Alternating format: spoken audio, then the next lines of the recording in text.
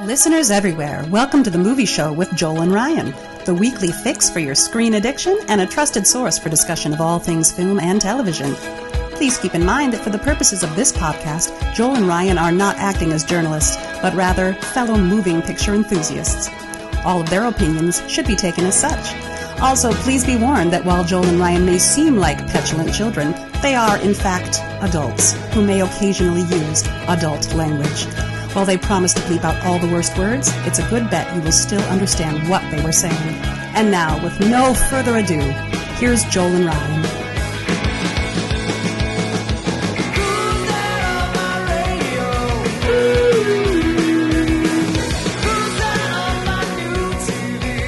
Hello, and welcome to the Movie Show with Joel and Ryan. We are back. We are so happy to see you again this week. I am Joel. And I'm Ryan. And we're happy to be with you. Thank you for downloading us and listening, letting us into your ear holes. And if you are watching the video feed, letting us into your eye holes. Taking advantage of this technology. That's what we are doing, Ryan. We are on the cutting edge. We are doing what few people have ever done, and that is two guys having a podcast about movies. Mm-hmm. Mm-hmm. We are in it. We are taking advantage of technology so that we can connect with you, our dear listener, and spreading joy and love. I guess that's what we're trying to do. How you doing, Ryan? Pretty good. How are you doing, man? Good. Anything we want to talk about before we jump into our technological topic? I don't think so. If you're into survival movies, I strongly recommend you go back to whatever it was, 1998 or so, and watch David Mamet and Lee Tamahori's The Edge with Anthony Hopkins and Alec Baldwin. That movie holds up really, really good. What inspired that watch? I watched that and a film that came out the same time, The Peacemaker, which was the first ever DreamWorks movie. And that was the George Clooney film, right? Yeah, when he was still on ER, So George Clooney and Nicole Kidman, but that's a really good, like Tom Clancy-esque. It's not great. Neither of these movies are great movies, but really, really good. Better than their middling reputations probably suggest, I think. Peacemaker's very, like I say, Clancy-esque hunt for stolen nuclear weapons. Clooney is not comfortable in his own skin. He's making 10 or 12 actor lead choices per line reading in that film. But it's fun to watch a young, ambitious version of him in a big screen film, which he, was not asked or allowed to do very often back then. He was about to transition into that full time. And that's fun. And Nicole is fantastic. And Nicole Kidman's character is great in it. She's this person who's like especially male writers, we've talked about this phenomenon on the show, right? So we create these women that are like super women and they're perfect. And that's kind of how we honor women. I don't think that's a flaw necessarily or something we have to fix, but we do tend to do that when we're writing for them, or we just make, and that's a type of fantasy, but where we just make fantasy out of them. So they're all femme fatales or whatever. And these are the two schools that just a lot of writing falls into one category or another throughout time. And the woman in this film is, the movie makes a point to put her in over her head, but she's not incapable of rising to the challenge, and yet she's a woman. She has a appropriate emotional breakdown when she's looking at the profiles of the soldiers that at one point during the film she sends literally to their deaths for this higher cause. She's never done that before. So she's Right. feeling the weight of that. And she has a real emotion, a genuine emotional reaction to it that a male character wouldn't be allowed to in this kind of movie. But I think in the world wouldn't indulge, because men are kind of taught to be a different something. Yeah. And that's very earnest, and it doesn't take away from her power. So I found, or her skill or her intelligence, like it's a thing that complements the character, and having a character go through those things complements the movie. So it can be a little bit of a cheesy movie, but it's spooky. It's a very real thing that, that maybe wouldn't happen in such a sensationalistic Hollywood sort of way, but that very much could have happened, and it's very dangerous and scary, and it's got a fantastic, some really fantastic action in it and stuff. So as far as techno thrillers go, it's top notch. And then The Edge is totally different. Obviously, The Edge is just a billionaire, and it's little part of his entourage go down in the Alaskan wilderness and have to find their way out. It's a standard survival film. It prominently features our favorite bear performer, Bart the Bear. Good old Bart the Bear, yeah. And Bart the Bear, it's his most ferocious performance on screen, and he's had his moments throughout film history, no doubt.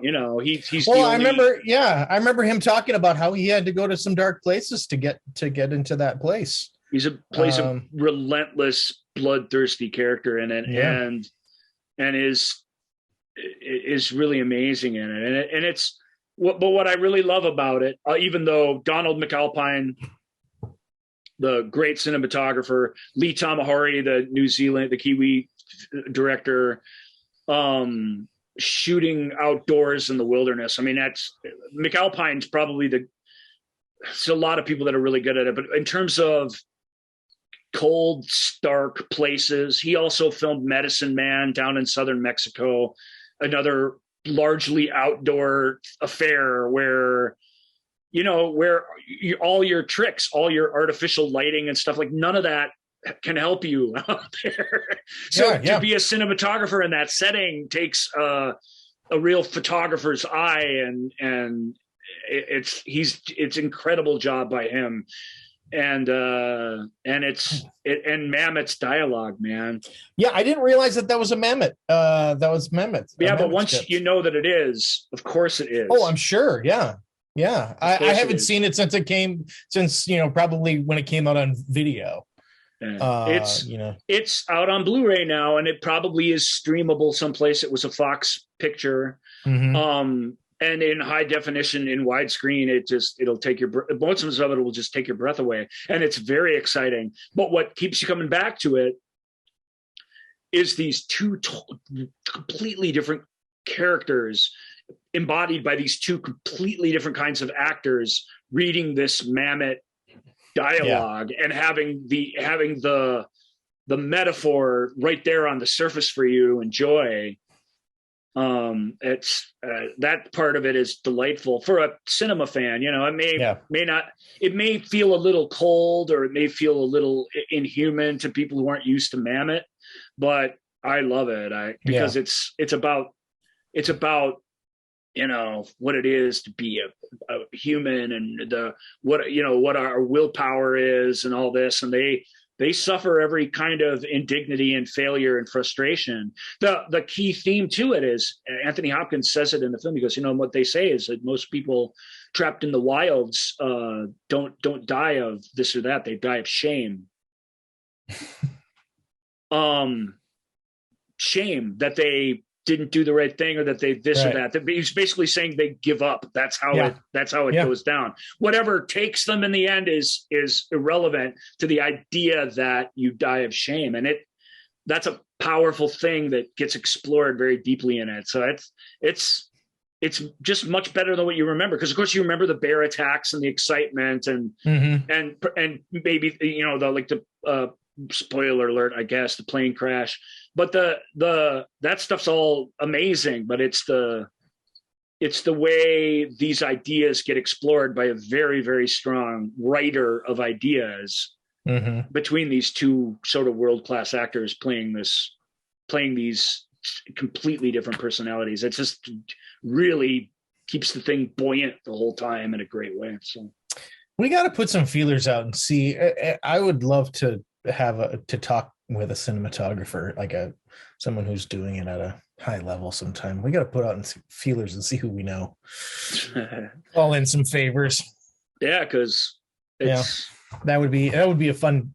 I love talking cinematography and structure of shots and it's to me it's still a mystery because I fundamentally don't understand. I shouldn't say fundamentally, because I do in theory understand it a little bit, but I don't really appreciate and understand lighting. And of course there's a lot that goes into cinematography, but that's the big thing that's the one thing that it's a guarantee that you are the best person on the set at this particular thing, at the manipulation of light and how it's going to affect everything. And that's the part that fascinates me, because that's the part that's magic, like composition. And there's the lenses, and even like I've learned a lot about that through the ages. I should certainly learn more, but lighting is how light works and how you can put it on film or even video these days. And that sense that, once it's gone through all these filters and once you color corrected it and you know what it's going to look like, that's an astounding, magical sorcerer like talent that I just will never. I'm not even going to profess to know as much as you, because it was a big part of your job, was knowing some of the technical elements for many years. That was something that you did. But I mean, even just when I'm editing fun stuff on video, whether it's this show or some other stuff for different jobs. I went and got these, went and got this LUT pack that was based on movies that, like literally they're kind of like, this one's called Cohen, and it's just kind of like, and it automatically colors what you're what you're editing in that Coen Brothers-esque, that palette, that tone, and it just, and going through like, this is, sort of an Alien tone, and this is a, Greatest Showman tone, and all the, a lot of movies that have very distinct looks, Wes Anderson films, and say, and you can color correct all the stuff digitally based on these movies, and it's just really fun. Some of it is really impractical, and you don't end up going with it, but it's fun to just sort of like, that's definitely that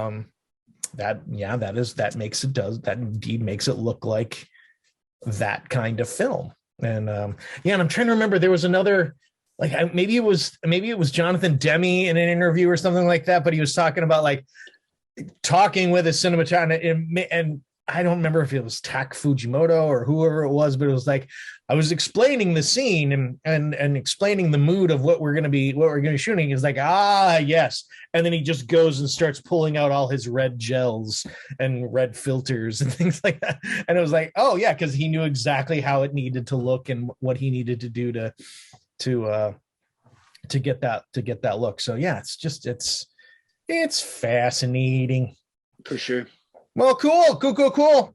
As I told Ryan the other day, I am taking a trip in the Wayback Machine to the pre-pandemic era, and finally catching up on FX's Legion, and it's great. It's really moody, and it takes its time, and I kind of dig it. It's very weird in a very off-putting and threatening sort of way, and that's Legion was an extraordinary show when it was on. And I liked it quite a bit. I mean, and literally there is not a reliable narrator anywhere to be found. So everything that you're seeing, you're like, you have to pay attention, because you're like, I don't know if this is real. I don't know where we are, when we are, who we are seeing. It's really, it's great. It's super great. Well, and what it does more than anything, it's along the same lines. Is it's we're preconditioned to sympathize with different through lines through narratives one way or another, just based on the sort of repetition that we've experienced in them throughout our lives that are very comforting.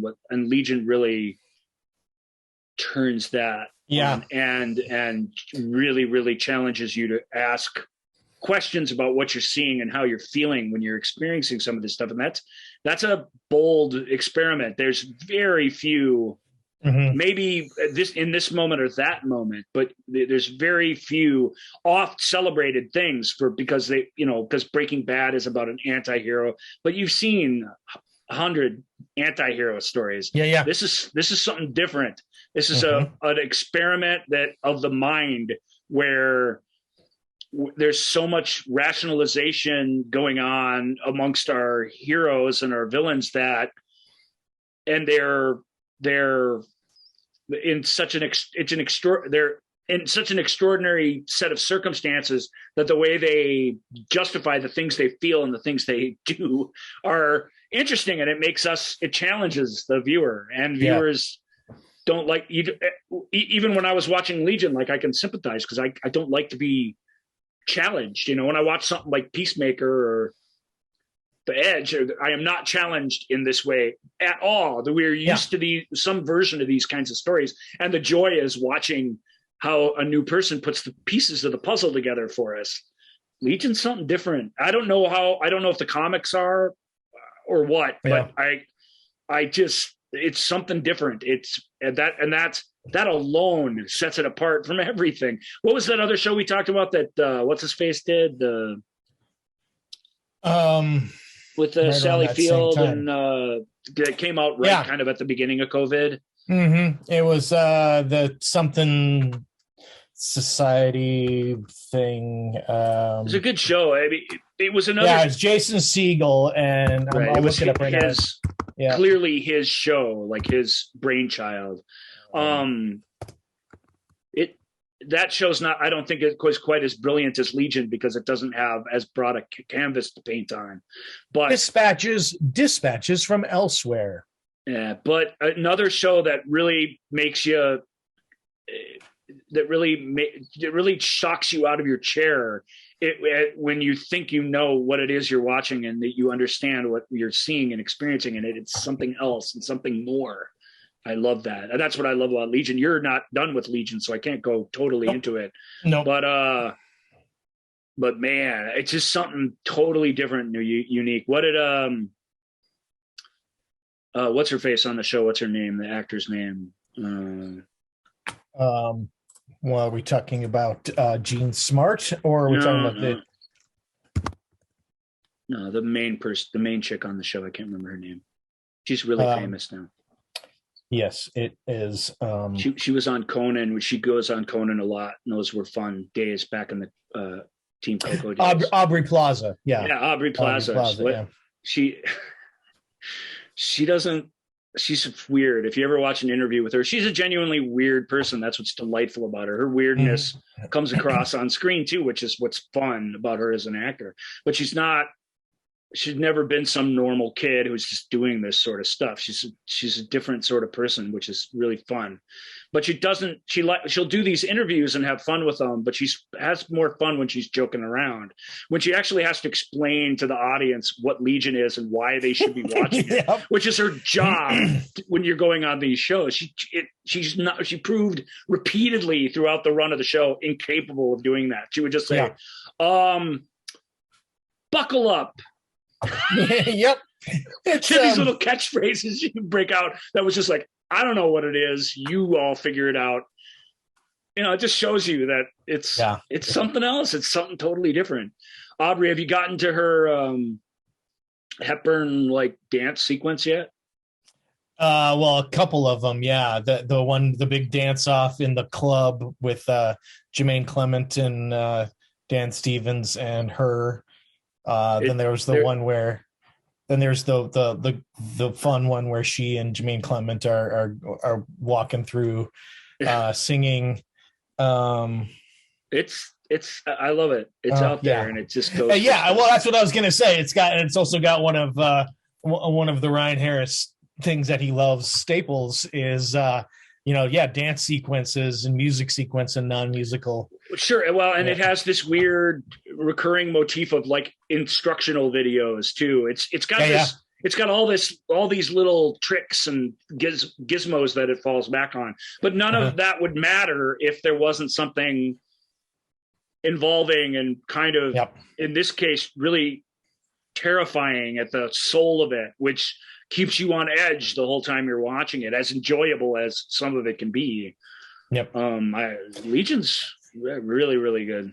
Yeah, I'm reading this book by Mike Schur, creator of Parks and Rec and Good Place and stuff, and he was talking about luck, and he was like, because he was talking about all the luck that happened to him in his whole career, and he was like, and I was putting together my first show and get this random get a call from the casting agent who had randomly just seen this young woman come in for her very first audition in LA and said, you need to take a look at this chick because she is unlike anything you've ever experienced before. And I think she's it's right up your alley. And it was Aubrey Plaza, and of course. And Aubrey's not one to toot her own horn either, but her history, even before she was an actor, was an extraordinary one of activism and academic achievement and stuff. And it's all this stuff where to look at her or to only know her through her characters, you find her actual life to be hard to imagine. Mm-hmm. And it's a person living things to the fullest. It's really, really admirable and awesome. Aubrey really is everything she's cracked up to be. And she's great on. And she's really great on Legion because it's really terrific. All right. Speaking of things that are really terrific and not always what they seem. Not bad. I know, it's not bad. Today's main topic, I hinted at the top, talking about how we love technology and how technology is great and could never possibly do anything bad for us, except when it does. It is here purely to serve us. It is here to serve. Make things easier for us. That's nice. So today we are going to it's kind of a countdown. We're calling it a countdown, but we are going to take a look at some of the scariest artificial intelligence ever in film. Here comes the countdown. 10 seconds. 9, 8, 7, 6, 5, 4, 3, 2, 1.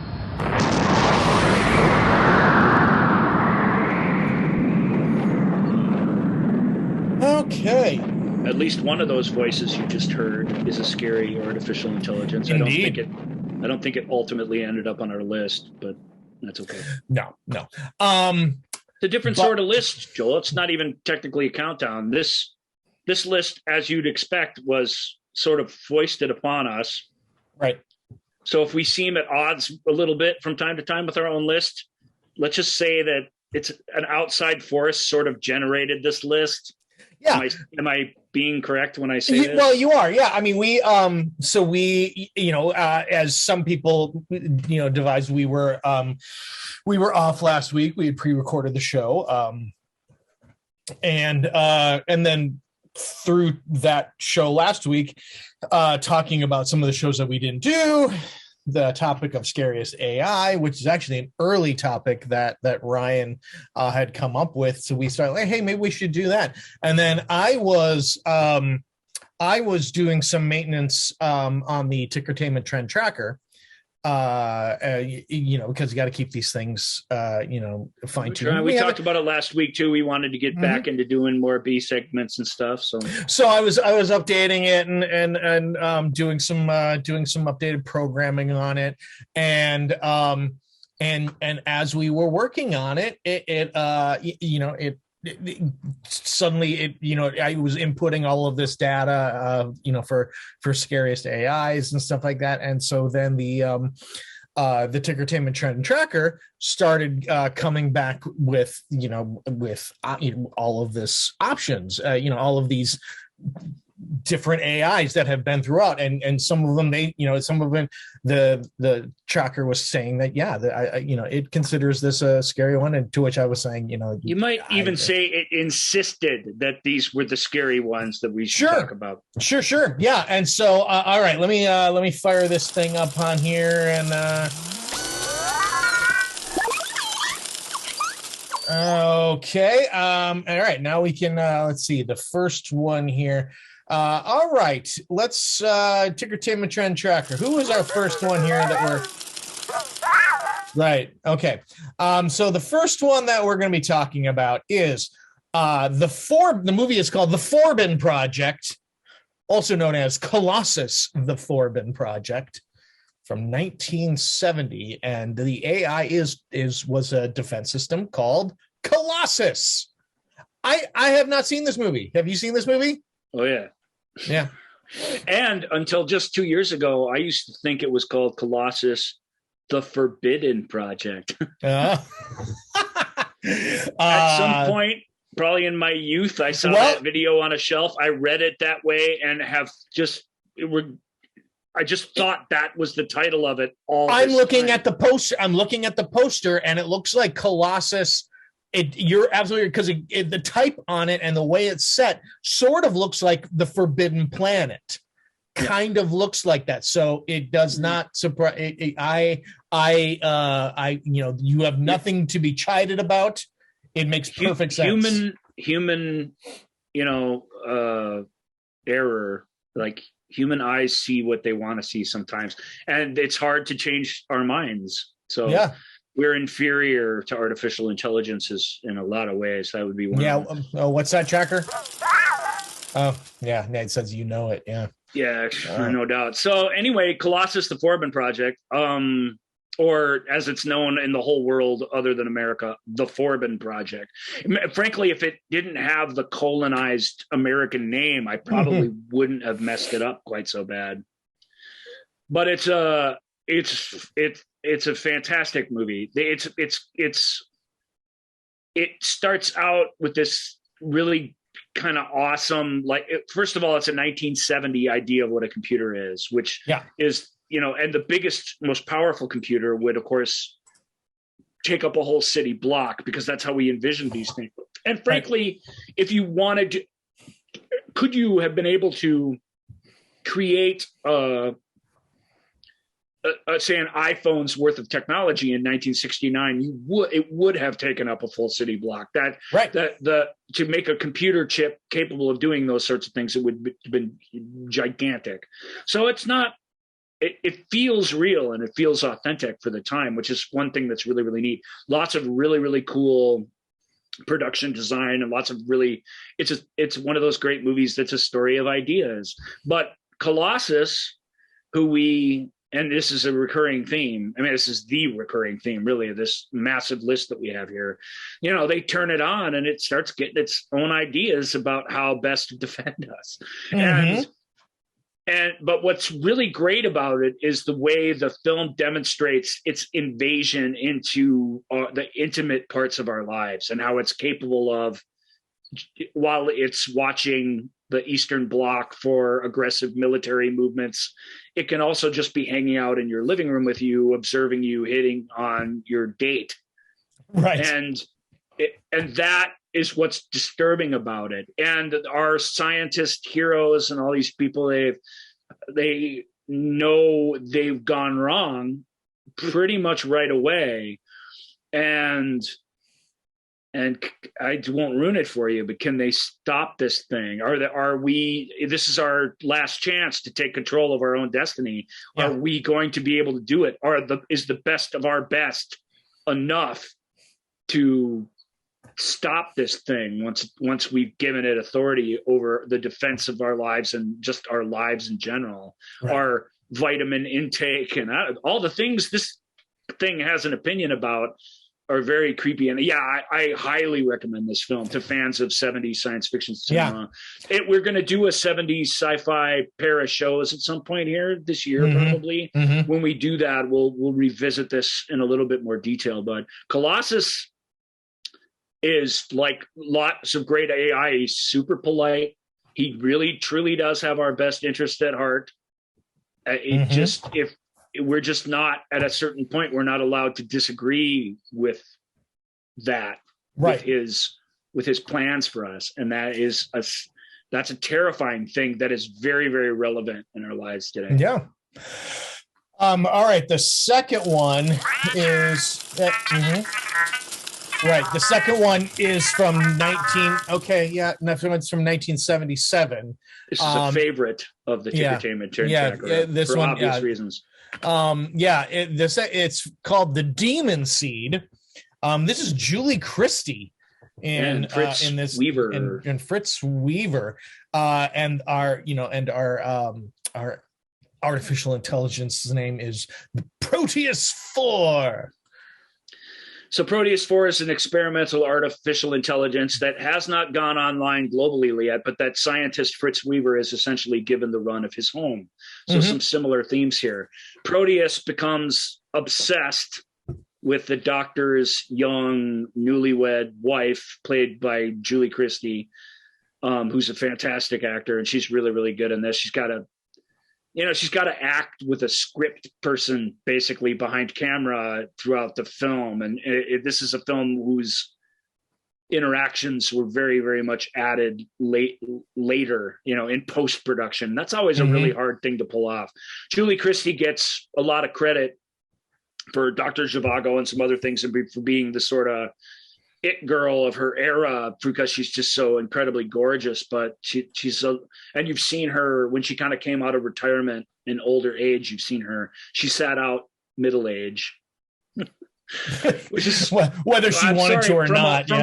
From a Hollywood ingenue standpoint of her generation, that's a great time to not be bothering to do any movies. And once you're an old lady again, welcome back. We have a place for you, but you're either young and hot or old and funny. There's only a few people. It's much, much better today, but honestly, from her generation, there's only a handful of people who were able to make the 50s and 60s sort of work for them.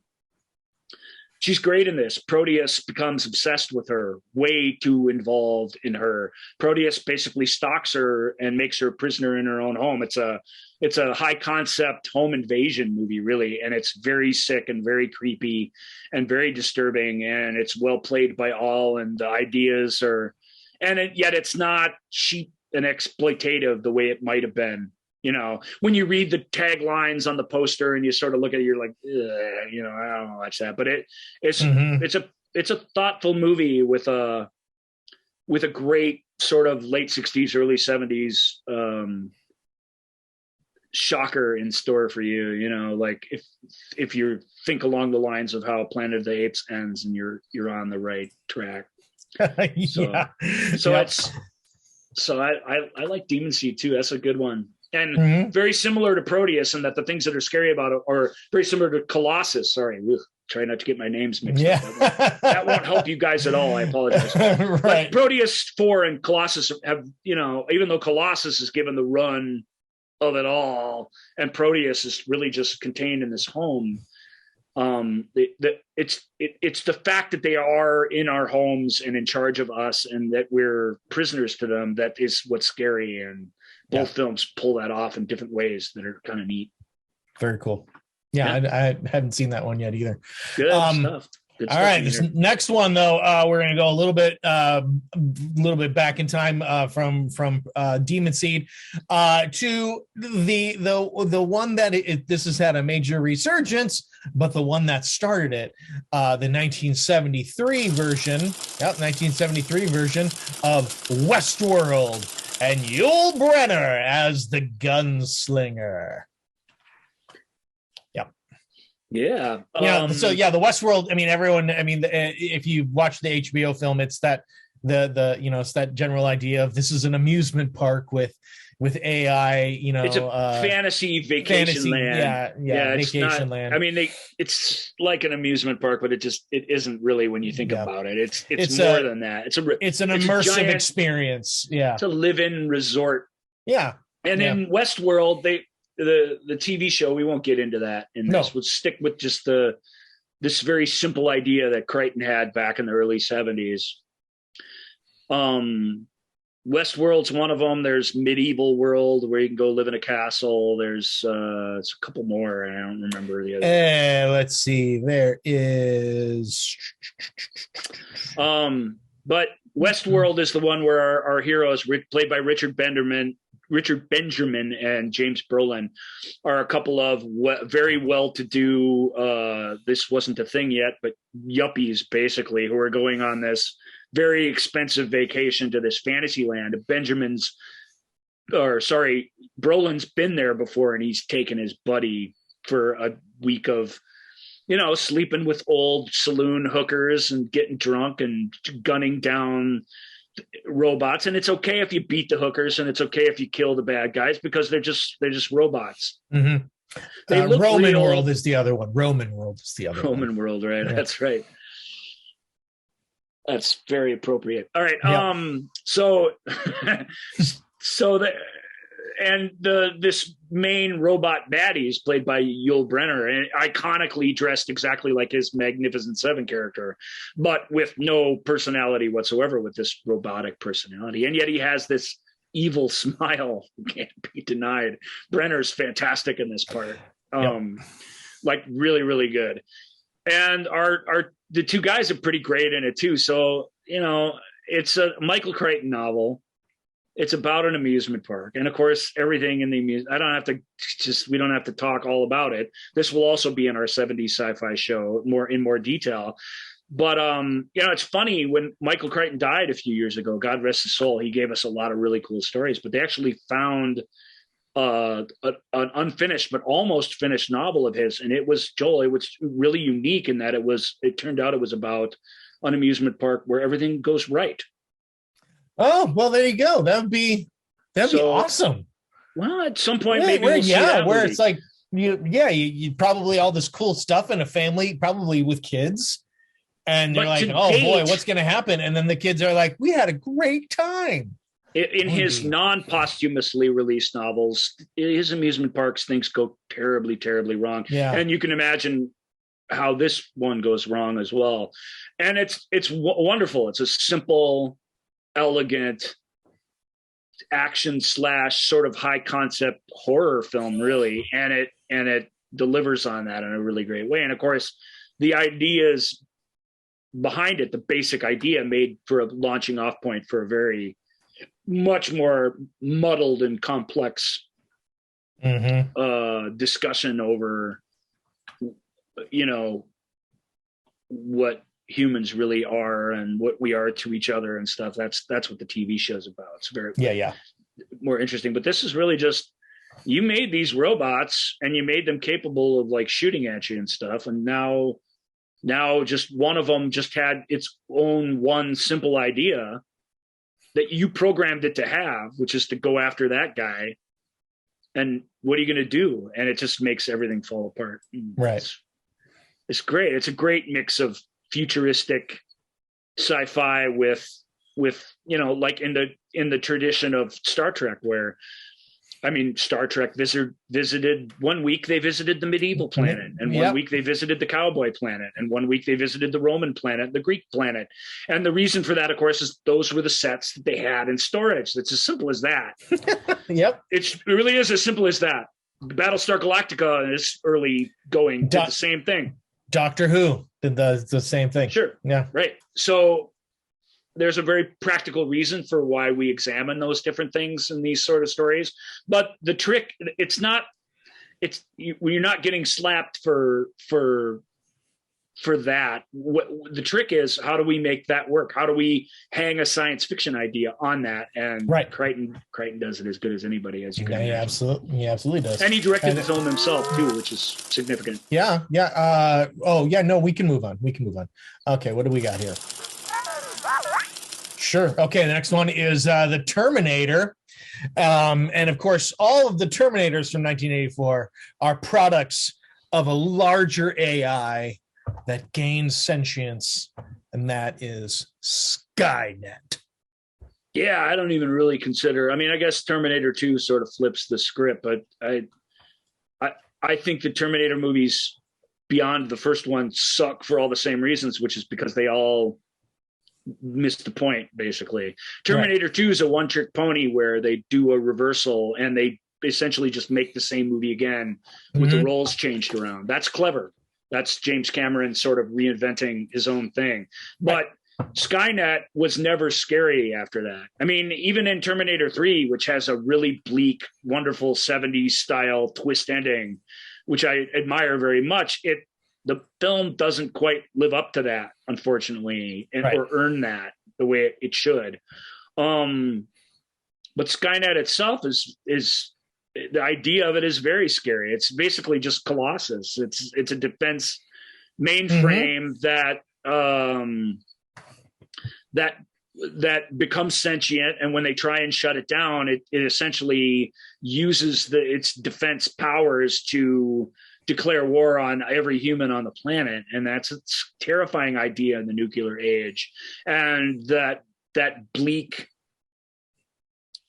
that just unrelentingly bleak and ugly, bone-filled future that Cameron shows us in that first Terminator film, which, again, they've tried to revisit that place several times throughout the other movies. They've never come close to achieving anything that actually is that, you know. And they've resurrected our hero from the Terminator, or our ostensible hero, our traditional hero, the soldier sent from the future back to protect this woman. They've recreated him several ways, and they never to the same degree that he's this absolutely fried. His nerves are fried and frazzled from only living in fight back survival mode for his entire young life. Yeah. You know, they try and you bring him in to future films, and he's just this guy who just talks like the rest of us and acts like that. I mean, that's not him. You're missing the whole point of the thing, and you're missing the whole horror of Skynet because of it. Skynet's terrifying. They are on a mission to exterminate, you know, which that just the term exterminate reminds me of another AI that didn't get on this list somehow. I don't sure how. I guess the Tickertainment Trend Trackers, you know. Well, we didn't, exterminate, which are you talking about? The Daleks. Yeah, the Daleks, but technically we kept to movies. Oh. So that's why, right. Is that right? Is that correct? Is that? Sure. Oh, yeah. We didn't need a full explanation. Okay. I'm just asking if that's right. Yeah, I guess that is right. All right. So next one is another movie that I have not seen. The movie is from 1990. It's called Hardware. And this is the Mark 13. Mark 13 is just a killing machine. Hardware is an interesting movie. Richard Stanley directed this. Again, a really, really bleak cyberpunk sort of version of the future, but a very post-apocalyptic, there's not a lot of people around sort of future. That's how you do the future on a budget, which Hardware very much is. It's one of my favorite scenes in The Office is what's his face? So can't tell these stories when I don't remember. Dwight Schrute, I'm guessing. No, it isn't. It's the other guy. It's that sweet corporate management guy who is into really bad horror movies. We all know people like this. Right. And he's dating our receptionist character, whose name I also can't remember. Yeah, Jim and Pam. No. Oh. Who's corporate liaison between their corporate overlords that buys them out and the newer receptionist with the red hair. Oh, yeah. It's Ellie Kemper plays the receptionist, and the dude is, what is his name? Yeah, but you know who I'm talking about now, at least. Sorry, America, but it's tough for me. I mean, I knew who I was talking about. It's tough for me to find the words sometimes to describe them, but Joel got there, thank goodness.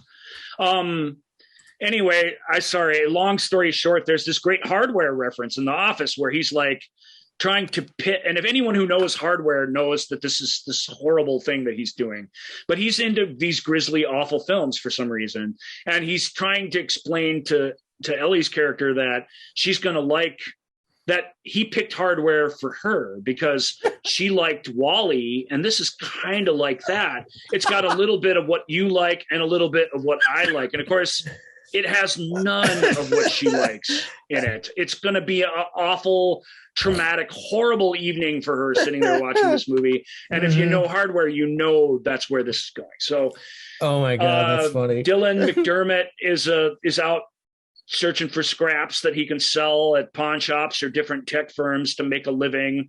And he stumbles across this old sort of half put together thing, which he can't get Burglecut from Willow to give him any money for. Mark Northover, I believe, is the actor's name. So he brings it home, when he's going to hang out with his girlfriend for the evening, and kind of leaves it with her. And by some weird happenstance, it comes back to life. And what it is this military kill bot, basically. Yeah. And she's in her apartment, and she's got to fight for survival with this thing until help comes along, or will help ever come along. It's hard to say. It's not AI the way we think of it. It doesn't have a conversations with her. It just wants to kill everything, and was best left out in the desert to never be found, really.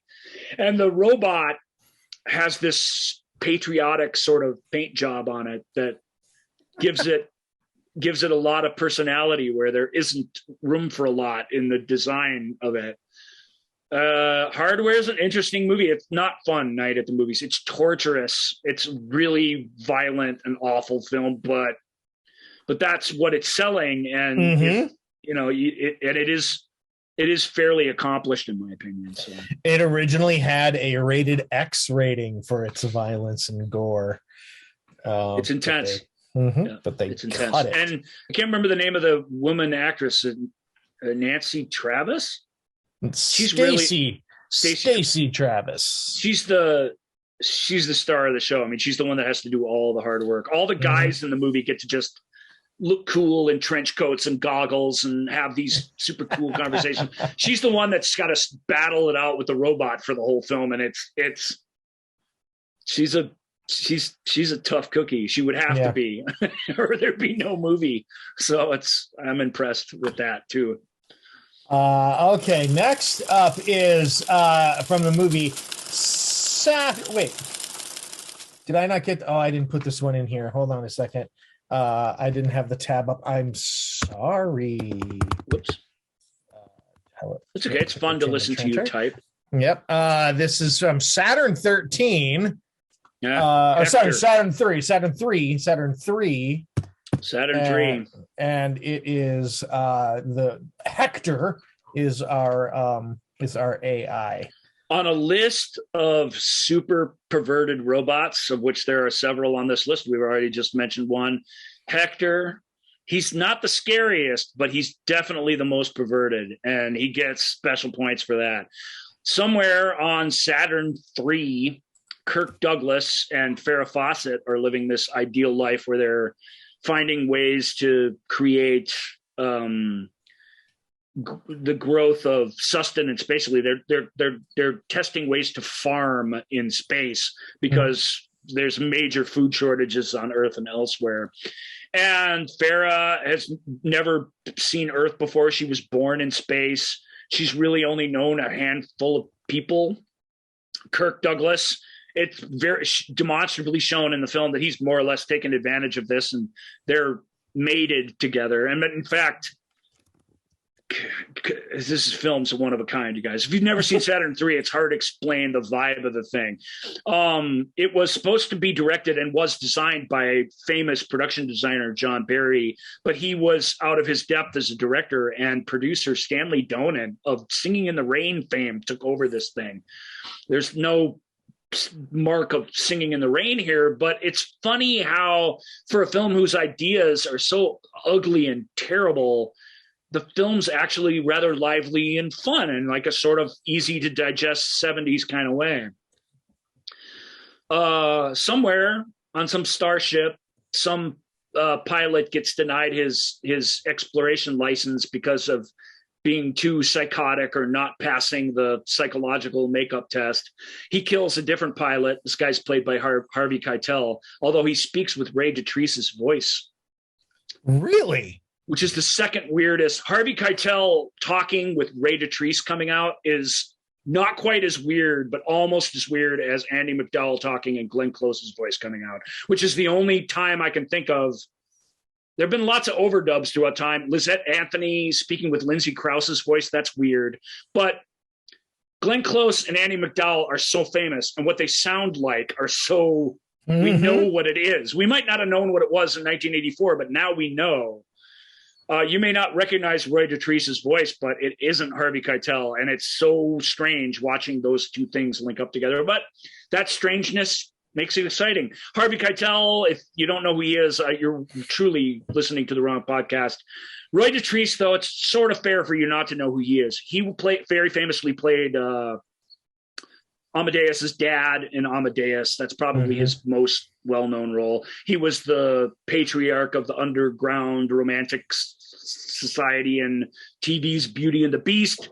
He was the grumpy Russian skating coach in Cutting Edge, if that doesn't get you there. It gets more and more obscure after that. I mean, Hellboy 2, The Golden Army, King right. Baylor. Maybe Roy Dotrice is fantastic actor, and it's just weird. He just doesn't look anything like Harvey Keitel, and Harvey Keitel doesn't sound anything like Roy Dotrice. But there's this great line where Roy Dotrice is like, he says to Farrah Fawcett, he says what we're all thinking. He's like, I really like your body and, would like to mate with you or whatever. He just comes out and says it. And she's like, no, I'm with whatever, the old guy. And and he's like, for his consumption only? That's his response. He's like, oh, on Earth, that's illegal. So it's that kind of movie. It's a joke. And if you wanted to play it seriously, Harvey Keitel and even Farrah Fawcett, who's, she's playing the reality of the situation. But Kirk Douglas, and I love Kirk Douglas, but he's incapable of playing this without irony. So his whole time, he's sort of undermining the ideas in it. Keitel brings along this robot with this huge metal body and this tiny little head. Mm-hmm. And later in the film, in ways too convoluted to explain, Keitel's spirit gets melded with this thing, and he's just this stalking guy. He wants to kill the guy, and he wants to get with the girl, and that's spooky enough when it's Harvey Keitel in like a leather spacesuit. It's triply scary when it's this robot who walks like Harvey Keitel but talks like Roy Dotrice and is trying to mate with this Charlie's Angels on the Saturn III in space. It's a crazy movie, and I love it. It's terrible, but it's a lovably wonderful, terrible film. So check it out. Wow. Yeah. Hector. Hector tries to kill. Hector's the robot. I won't. He's coming up later, but are you? Hey, Ticker Damon, are you a fan? Oh, a fan of Hector. Okay, interesting. All right. So next up, the classic, the one that is the most that I associate probably most with my childhood. The Would You Like to Play a Game himself, Whopper or Joshua. Joshua, yeah. Yeah, from War Games. My external hard drive actually is called the Whopper. That's where I store everything. Well, the Whopper is the mainframe, right? But it really is the spirit of Joshua. The spirit of Joshua, yeah. That's the thinking part. That is the thinking part is Joshua. Yeah. And when we bring those two things together, it just means global thermal nuclear war for us all. Mm-hmm. There's not a lot to say about this. One of the things that's fun about it is the old, I can't remember the actor's name, but the old red man tobacco chewing general. Yeah. Who is that dude? He doesn't even want to he doesn't even want to hear the story. He's against this from the beginning, as we all should be, basically. And he has that. He was like, Barry Corbin is the guy. Yeah, Barry Corbin, fantastic performance. And I can't. Barry. He's got a kick-ass line where he's like, I think I could, safely say that your technology sucks or whatever it is. Barry Corbin. Shit, I'd piss on a spark plug if I thought it'd do any good. He's a fantastic redneck general in the film. Yep. So this isn't, sadly, this isn't a list of fantastic redneck generals, but correct. We haven't talked much about War Games before. Let me quick add top 5 redneck generals that we could do a show on. All right. Barry would be an elite group. Yeah. And it's fun watching Dabney Coleman too, because he's got to play of the more reasonable guy, which is unusual for him. He usually, if you stick Dabney in the room with a bunch of other actors, he's the over the top crazy one. And it's fun when he isn't. Like his diplomatic, he has to keep it diplomatic with this general and all these other people, and it's hard for him to do so because he's the smartest guy in the room. Coleman's great in it. John Wood's great in it. Matthew Broderick and Ali Sheedy are adorable, and we all wish we could be them and live their lives and have their bedrooms and their computer setups and their workout routines. The whole thing is this awesome fantasy for kids our age at the time. Yep. But the nightmare, of course, and the exciting part, and it's really amazing when you think about what this movie is, how it takes something virtual and never shows you something real ever. And because of this great war room set that they've created, this sort of mission control center of this computer, we buy into all of it. We're never actually seeing any of it. The opening scene in the missile silo with Michael Madsen and John Spencer is one of the best openings to any movie ever. Yeah. It drives home the point of what you're about to see in a really great way. And it shows how we're not prepared, or at least 50% of us are not prepared to deal with the reality of the world that we've created. And that's what the movie's ultimately about. Joshua is just like a typical AI that talks to you. He's got a friendly, nice voice. He's friendly enough and wants to help, but he has his own strategic ideas because he's a computer about how things should go. And that's terrifying. And the lesson that has to be taught to him the hard way is tough. And all of our lives as we know them, whether we live through the apocalypse or not, are relying on it, learning this lesson. That's scary. And our young hero figures out how to do it. Yeah, in this case, Whopper Joshua isn't evil. It's just cold and calculating, and almost and what the movie I think posits is it's sort of in a childlike manner. It is that black and white sort of childlike, and he needs to learn. But that's the scariest thing about these AIs. Repeatedly, is their childlike emotional, the absence of emotion, or their emotional immaturity when they get horny or when they whatever it is, or they get jealous. A lot of times it's jealous. Yeah. Or they're in charge of world war. The simplicity and the childlike way with which they view things is dangerous. That's a repeated theme. And Joshua really is a child. He's this computerized recreation of a mad scientist's lost child. That's so tragic and sad. And also repeats itself later in interesting ways. So so hey, Tickertainment Trend Tracker, what do you think of? Yeah, what do you think of Tron? Okay.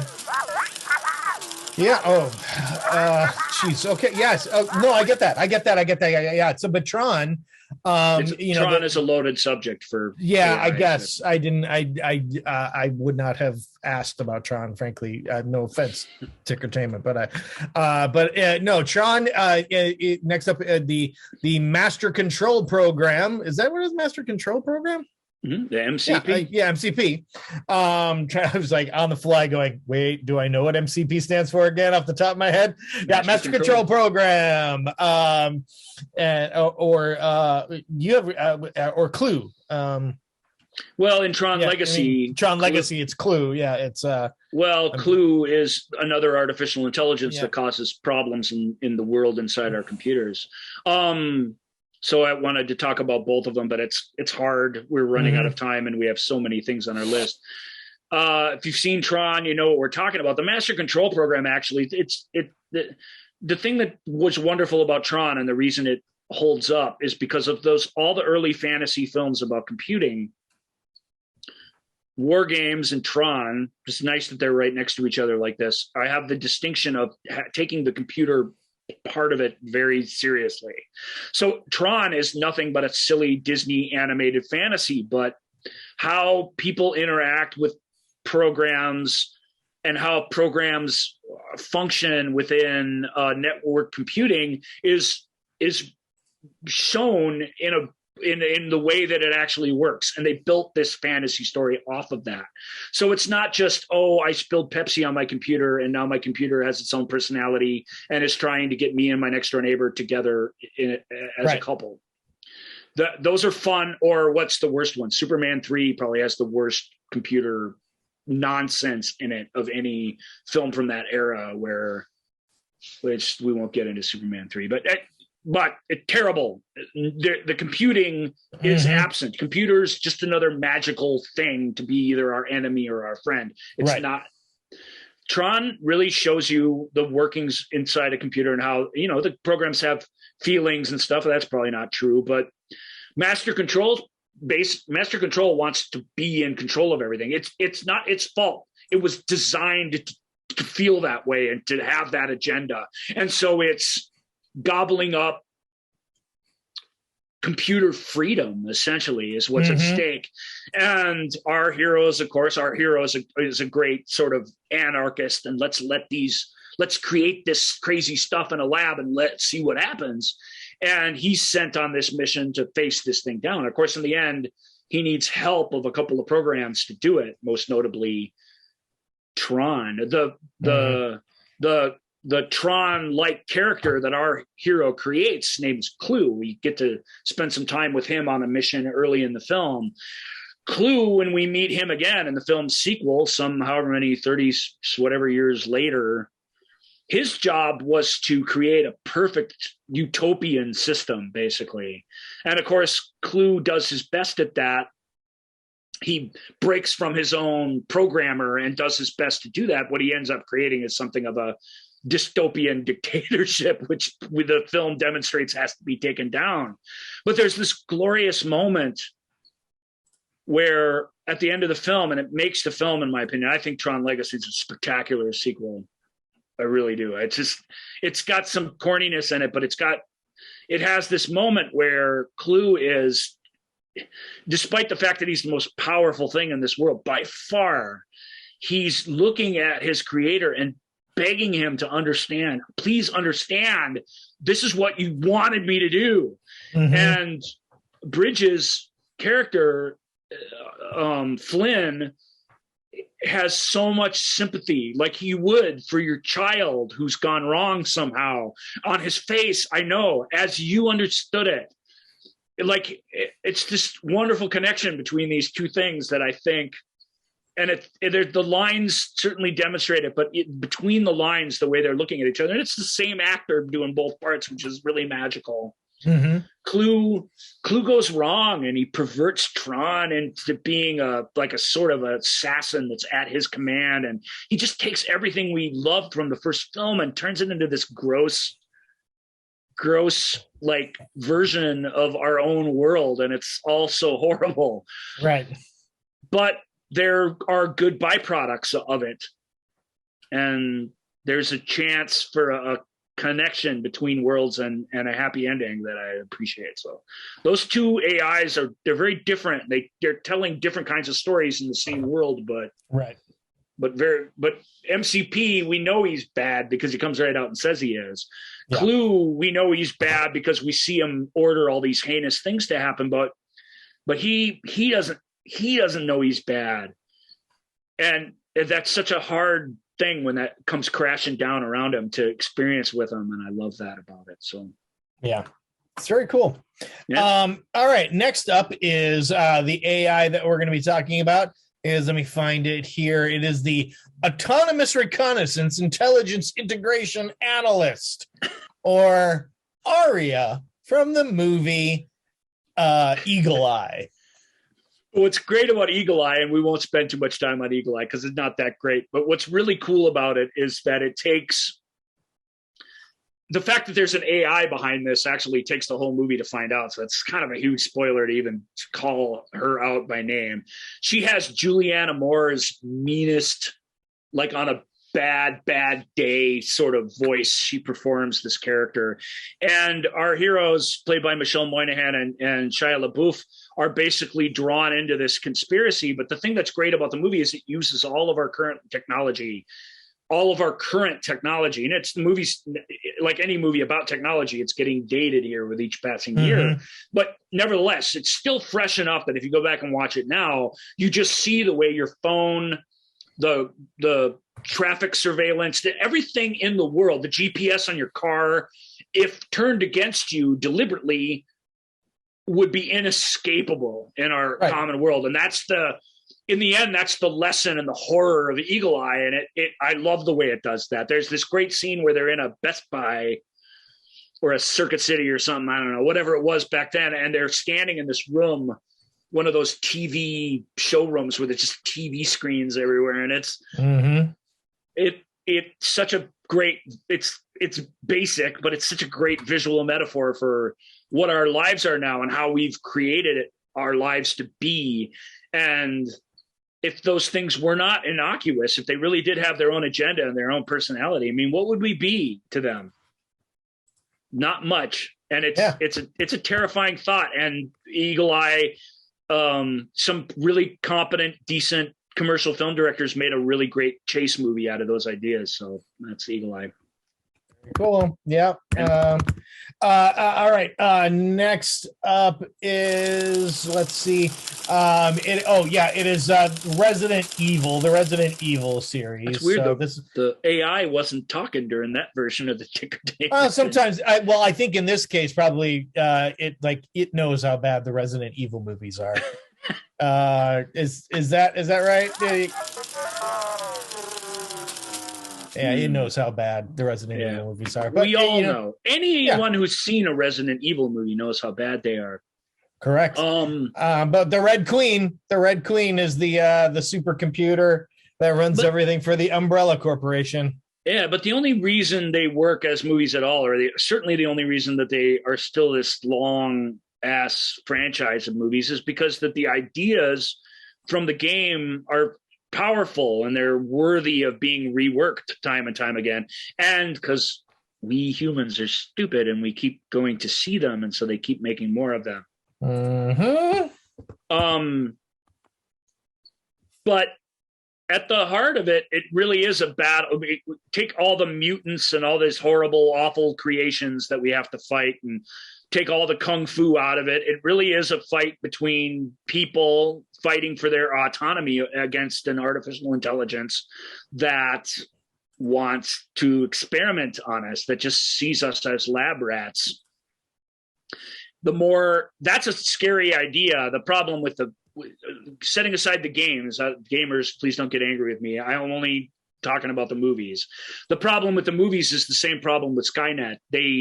The more they personify that AI, the stupider it gets. The more there's an actor doing it, like Helena Bonham Carter in Terminator Salvation is basically speaking for Skynet. I get how that makes it easier to have the battle be more direct, but it also takes the scariness away. It just takes it right away. When you give it a face and a voice and normal feelings, that's not interesting. And when you're talking about a centralized AI anyway, and Resident Evil repeatedly breaks that rule and just gets stupider and stupider. So it's not scary. It's relentlessly violent and awful, but you're never really scared. You just sort of bombarded with noise and nonsense. Right. Yeah. The ticker the ticker just asked if it's is it scarier if the face is Johnny Depp's? No. So yeah, and that our next film is Transcendence. You know what? I'm going to take that back. It is scarier when the face is Johnny Depp's. Yeah. So it is. It is scarier because, and I'll tell you why. Because this movie knows it's putting a face on it right from the start.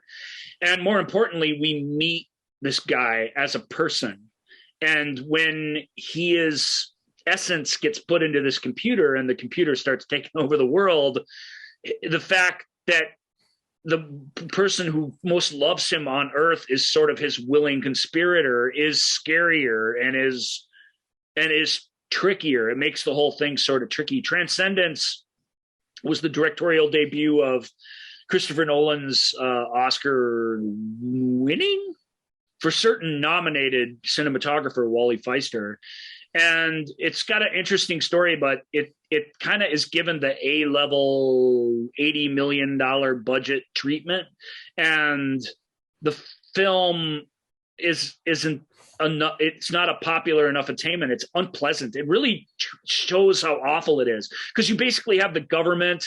You've got these anti-technological terrorists, essentially. Like, there's no good guys in the story. It's really, really difficult to wrap your brain around what's going on from a moral standpoint. Even though you understand the threat of the AI taking over our autonomy, it literally takes over people's bodies in a zombie-like way to do its bidding.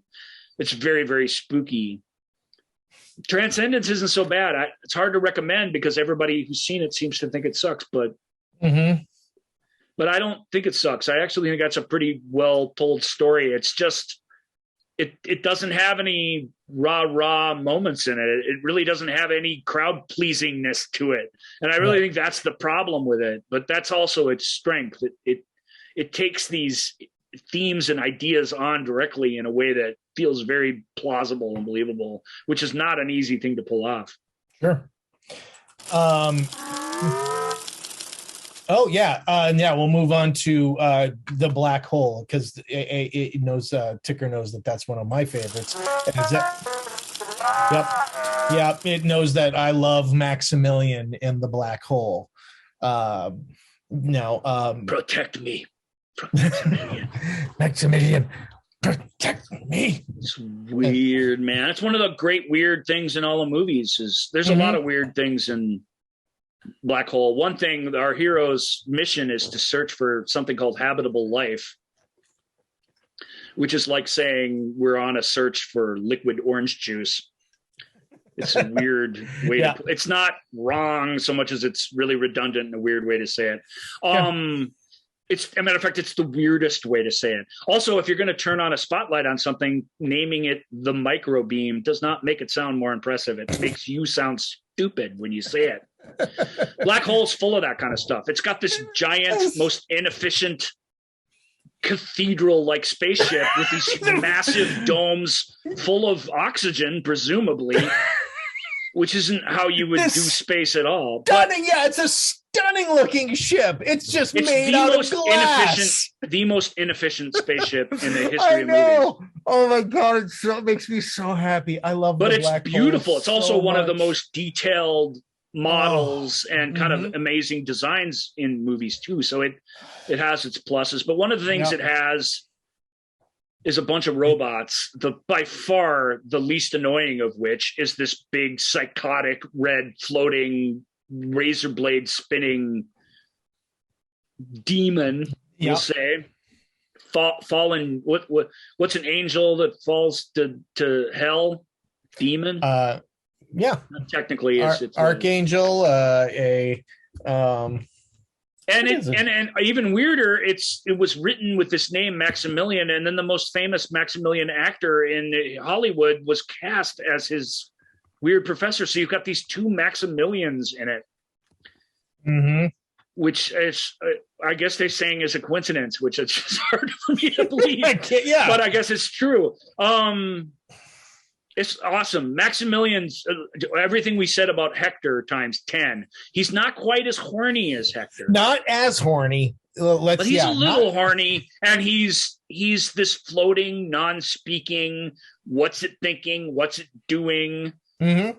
And there, and I remember there's even a couple shots where it'll like cut to like Robert Forster, and then cuts to Maximilian, as if like as if you're gonna get an expression, and it's like, and you're right, you're like, what am I supposed to know what that's, and you just personify this robot, this Maximilian, this.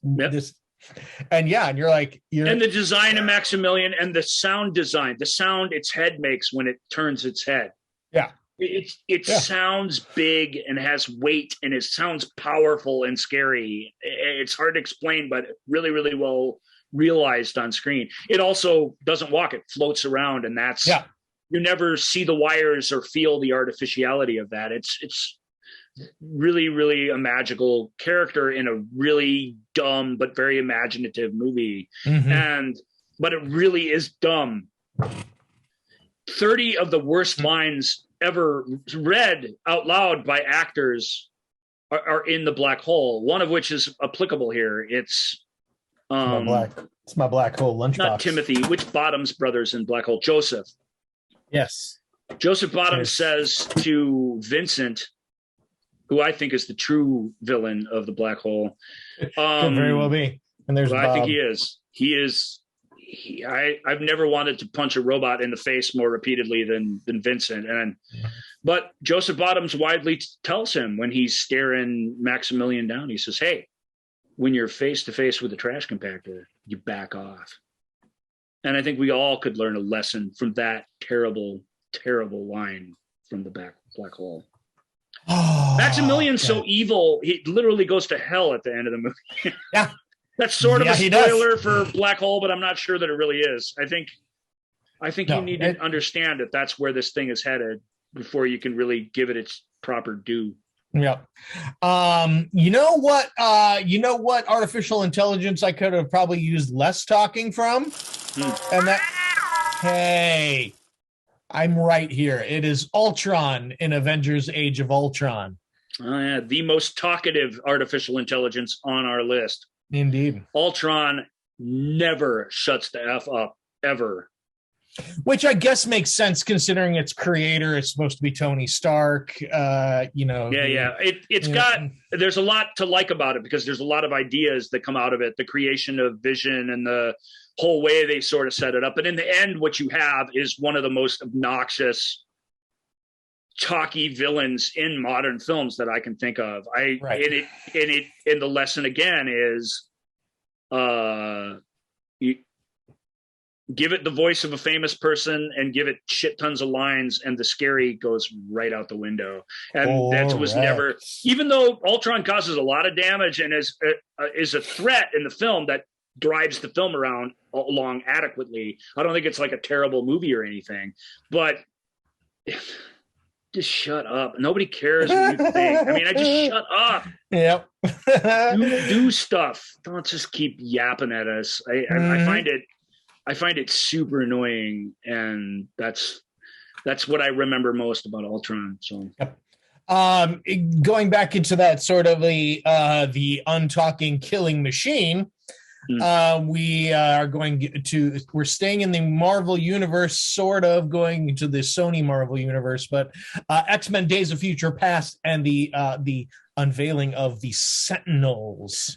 Well, it's a pick your flavor kind of thing, but the Sentinels, I think, are wholly more effective than Ultron, precisely because they're unspeaking killing machines. But more, it's the lengths that the film goes, especially in its opening sequences.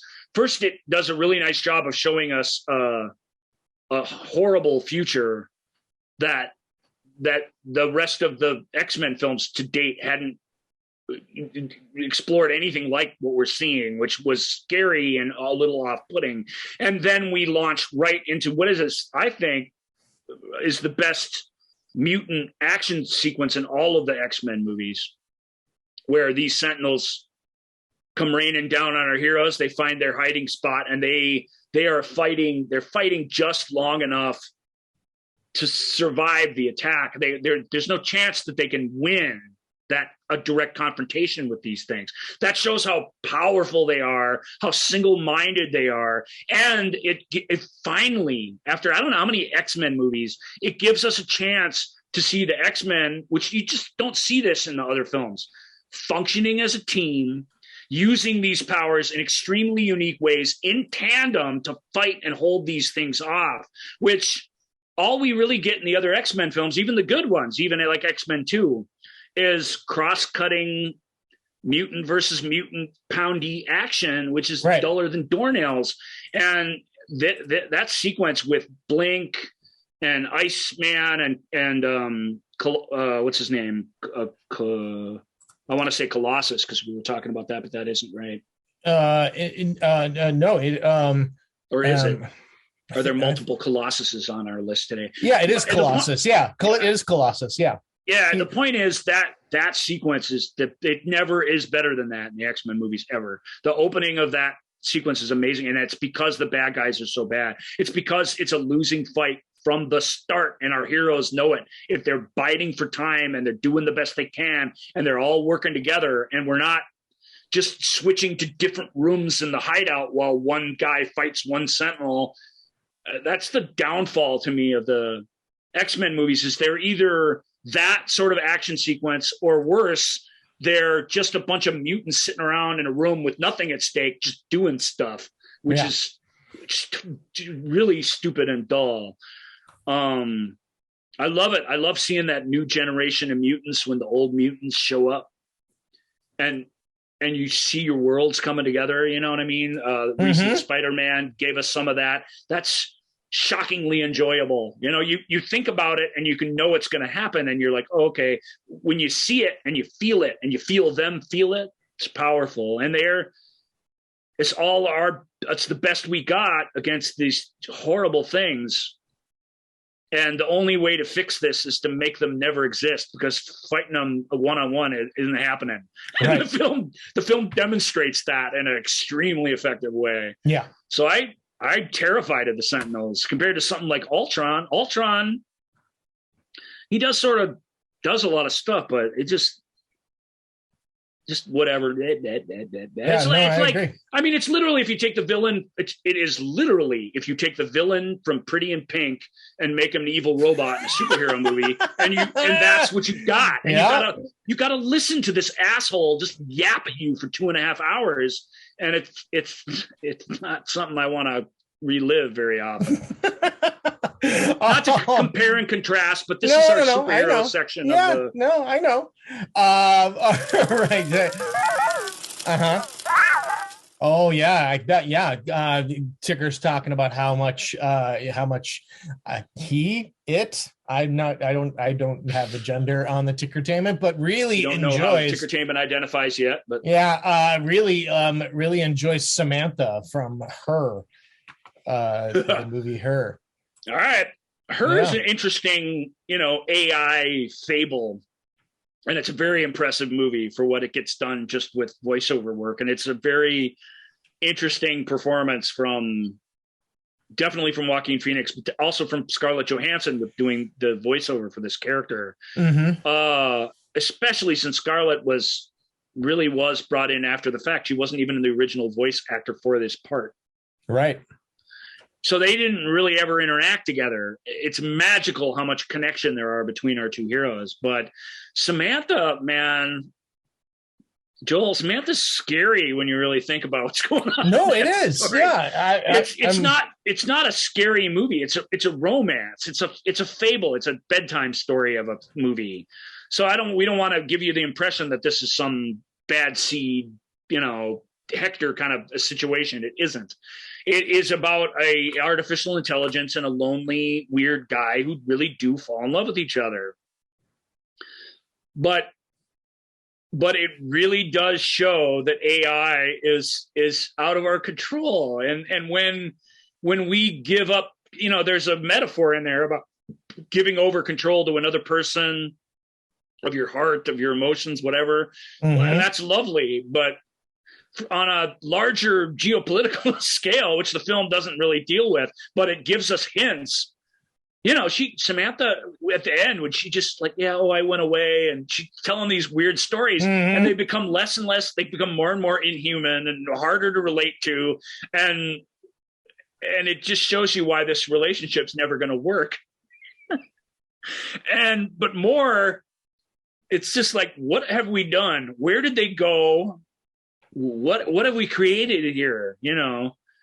The story ends where supposedly they just went off on their own to evolve further out of our custodianship. But I don't know, man. I don't trust those personal AIs like as far as I can throw them, and I can't throw them very far at this point. I won't. Right. So this next film, or next AI, I don't know Same why. problem. I get it, but I don't know why you have a little kid on David from artificial intelligence, from AI. You can hardly do a show on artificial intelligence and not talk about artificial intelligence. David, is he a cute boy who just wants to be loved and become real, or is he a murderous thug when confronted with what he is, actually just destroys himself? There's a terrifying scene, which I don't think a lot of people shrug it off. AI, I really do think, is one of the world's most misunderstood movie. You can go back to for a deeper analysis, you can go back to our Steven Spielberg, believe it's in part 1 of our Steven Spielberg episode. Right. Yes, I think it's part 1. He's not scary because he's not exactly a threat to us, but he's, in a lot of ways, he's sort of a weird threat to everything. And the thing that's scariest about him is that it's this great metaphor for parenthood. Really, you bring this thing into the world, you make it completely beholden to you, and then it doesn't do what you think it's going to do. I see these, and these are well-meaning, and this is a good organization, so I don't want to rip on it, but I see these commercials on TV, and this gets a little dark, but they're the adopted teenager commercials, and they all show these moments of love and acceptance and catharsis where the kids, one of them is, can I call you mom or whatever? Okay, that melts the heart, right? Yeah. But I can tell you, and teenage kids need to be adopted and need to be loved, like any age kid that's not part of a actual family needs your care. But when you're taking them on, it's not some slow build to this wonderful moment where you connect and love each other and warmly. They're kids who've been through the system are in trouble emotionally and psychologically, and you're taking on a ton when you take that on, and the payoff isn't some simple Hollywood thing. And this robot, who they decide wrongly, as we see demonstrated by the film itself, and frankly, their real kid also demonstrates it. They're just, you just can't control what they are. And it isn't this storybook thing. It's this unpredictable, crazy thing that's going to be the challenge and the most meaningful thing that you ever do in your life. And when you flip the I love you unconditionally switch on something, what's your responsibility to that thing? It's terrifying. And when you cut it loose, what are you sending out into the world? And AI is an incredible film that really takes on all these things in an extremely clever way. It's got some dumb crap in it that undermines it, but mostly it's a harrowing, terrible story. And David's I'm unique, I'm special, murderous rant is one of the scariest things I think in all of movies. It's really scary, not just in that he's killing something that's just like him, but it's why he's doing it is spooky. And our reaction in the reaction of the late great William Hurt, who comes into the room after this, like he dropped a glass of milk on the kitchen floor, is equally terrifying. That whole sequence just makes me shudder when I think about it. So David, Samantha, they may seem like our plucky heroes, but I don't trust them at all. Right. And I don't want to live in a world with things like them. So that's why they made it right on here. All right. Next up is Ex Machina, and of course Ava, who's sort of like the last two here, trying to discover a little bit about what it means to be artificial intelligence. And well, it's a really rich gajillionaire, and his mountain hideaway gives an award to one of his employees, a code programmer at one of his billion tech think tank places, played by Domhnall Gleeson. Great performance by him, and great performance as the bajillionaire by Oscar Isaac. And he brings him out to this special spot and gives him the assignment. I've created artificial intelligence. I want you to examine it and decide, what it is. But he wants him to, as an outsider, to break down the basically define what he's created. Yeah. And the artificial intelligence, Ava, is played by Alicia Vikander. So it's really, really good actors in a really well-designed film. The film is shot in a really terrible way, which undermines it somewhat. The director, what's his name? Alex Garland. Wanted it to feel like it was shot through surveillance cameras. So he's got this weird digital noisy sort of film that he shot. But the problem is they shot it in widescreen. They made all this detailed set design and this character. And so everything they did in the movie didn't support the surveillance video look that they chose. And it really does, for me, we're talking about cinematography and the preamble to this, it brings the movie down somewhat. But Ava and Vikander and Gleason's interactions, and equally compelling are Gleason's and Oscar Isaac's interactions in this film are stunning, and the ideas on display in it are kind of amazing. And what's threatening about the AI in this film, and what's threatening about our interactions with AI, which is coming up here, how we treat these things that we create and how we view them and how we place our own limitations on them is just as horrific as they're sort of taking the idea of them taking over our world, which is also scary. So it's got both things in it. And I don't want to get into what, the second act or certainly the third act of Ex Machina. You should watch it. It's got a lot of great surprises in it, but it's Ava's unique in a lot of ways. Yeah. And the trick that she plays on us is interesting, and it's a little different than what we're used to. So that's why the film, I think, works. Yeah, it's pretty cool. I dig Ex Machina pretty good. It's an intimate sci-fi movie about ideas. Yeah, absolutely right. I love that. Ticker, we can. Ticker asked if we would talk about Forbidden Planet and The Day the Earth Stood Still kind of together. Talking about the Great Machine and Gort. Forbidden Planet is just a remake of Shakespeare's The Tempest in space. It doesn't have all the froofy Shakespearean language, but it basically shares the same plot. There is a very powerful intelligence that runs things on this planet in this little installation, and it's sort of terrified of being left alone. And so there's this scared sort of empty nest idea that these strapping young jumpsuited space explorers show up on this planet, and he's got this sort of virginal, innocent daughter who's going to be corrupted by these guys as really a part of how nature and relationships work in the world. And the response that it has is rather extreme. And that's sort of why and more so, Forbidden Planet, the response it has is subconscious.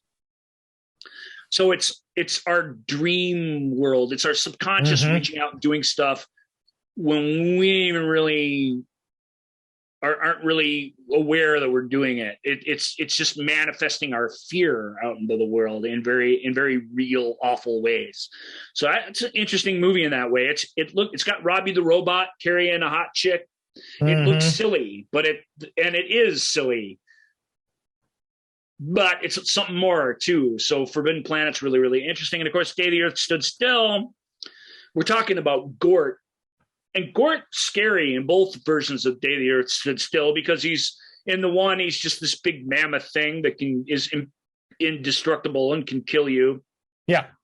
And, and that's scary enough when you've got some interplanetary coalition saying, hey, humans, we've decided you suck, and this is your last chance to carry on, or we're going to destroy you. And Gort is basically my body man, and don't mess with him and don't try and go on the ship. But Gort's intimidating. It's an intimidating, simple design, and it's single-minded simplicity. We talked about the Sentinels. It's really just another version of that idea that's very, very powerful. In the remake, Keanu Barada Nikto, Gort is literally the thing that brings our doom. It's nothing like us. It's made up of pure silicon. It's just as single-minded as Gort in the original, but it's the thing that exterminates us and wipes us off Earth forever. And that, until it isn't, is very powerful and interesting in that film. So Gort's scary, but Gort is scary in that, he's scary because of what we don't know about him. What's he thinking? Why is he doing what he's doing? I mean, it's spooky.